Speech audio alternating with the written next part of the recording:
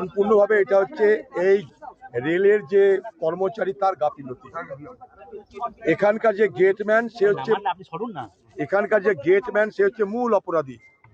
সে নিজে একটা চুল্লুখোর, ঠিক আছে, চুল্লু খেয়ে থাকে এখানটায়। সে কিছু সতর্কতা অবলম্বন না করে সে রেল গেটটা খুলে দিয়েছে।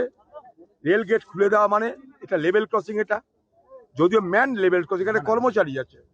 সে রেল গেটটা খুলে দিয়েছে, কর্তব্যতা পালন করেনি। আর ততক্ষণে বাচ্চাদের নিয়ে, স্কুলের বাচ্চাদের নিয়ে যাচ্ছে গাড়ি। এই ভয়াবহ ঘটনা ঘটলো। আমরা দেখছি ভারতবর্ষে হাইড্রোজেন ট্রেন চলছে, বুলেট ট্রেন চলছে, অনেক গল্প হচ্ছে, কিন্তু বরাবর আমরা যে দাবিটা করে আসছি, আমি নিজে একজন রেলের প্রতিমন্ত্রী ছিলাম আগে, বরাবর আমরা যেটা করার চেষ্টা করেছি সেটা যে বেসিক মৌলিক যে সমস্যা যেখানে যেখানে হয় সেই বেসিক পরিকাঠামোটাকে গড়ে তুলতে হবে। এই বেসিক পরিকাঠামো গড়ে তুলতে না পারার কারণে আজকে এই অবস্থা। কেন এখানটায় কর্মচারী খুলে দিল? তাহলে কি সে ট্রেন্ড নয়? তাহলে কি সে জানে না? না তাকে কি কোনো ক্যাজুয়াল ডাকা হয়েছে? না তাকে কি আউটসোর্সিং করা হয়েছে, কোথাও থেকে নিয়ে আসা হয়েছে ভাড়া করে? সে কি রেলের কাজকর্ম সম্পর্কে প্রকৃত অর্থে সে শিক্ষিত? এতগুলো প্রশ্ন আসবে। এটা মূলত মূলত মূলত রেলের সুরক্ষার প্রশ্ন। সেই সুরক্ষার দায়িত্বে যারা আছে তাদের গাফিলতির কারণে আজকে এটা হয়েছে। এটার পূর্ণাঙ্গ তদন্ত হওয়া উচিত।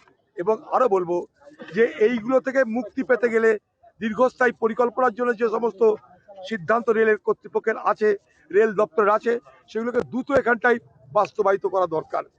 নালে এই শুধুমাত্র একটা ব্যক্তির জন্য এতগুলো বাচ্চার প্রাণ গেল, কেউ মৃত্যুর সঙ্গে পাঞ্জা লড়ছে। কেন এত বড় ক্ষতি হলো, এতগুলো বাচ্চার প্রাণ গেল, এটা এই এলাকার মানুষের কাছে অত্যন্ত বড় প্রশ্ন। তাই স্বাভাবিকভাবেই তারা দাবি করছে রেলের অফিসার আসুক, তাদের সঙ্গে কথা বলবে। আমি এর মধ্যে রেল দপ্তরের যিনি মন্ত্রী আছে তার সঙ্গে কথা বলেছি, তিনিও বলেছেন আমরা যা করার করছি, এতটুকু পর্যন্ত জানি।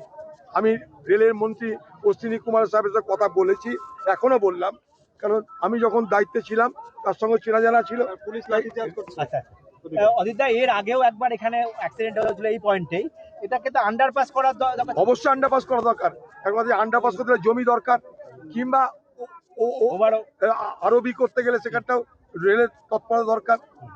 আন্ডারপাস এখানে হয়নি, লাইট হয়েছে, আন্ডারপাস অনেক জায়গায় হয়েছে, এখানে হয়নি। এটা রেলের পরিকাঠামোর অভাব, রেলের পরিকাঠামোর অভাব, রেলের পরিকাঠামো দুর্বল, তাই এই ঘটনা ঘটছে। রেলমন্ত্রী কি বললেন? রেলমন্ত্রী আমাকে বলছেন যে আমি সব ব্যবস্থা করব যা যা করার রেলের পক্ষ থেকে, এবং আমাদের অফিসারকেও আমি পাঠাচ্ছি।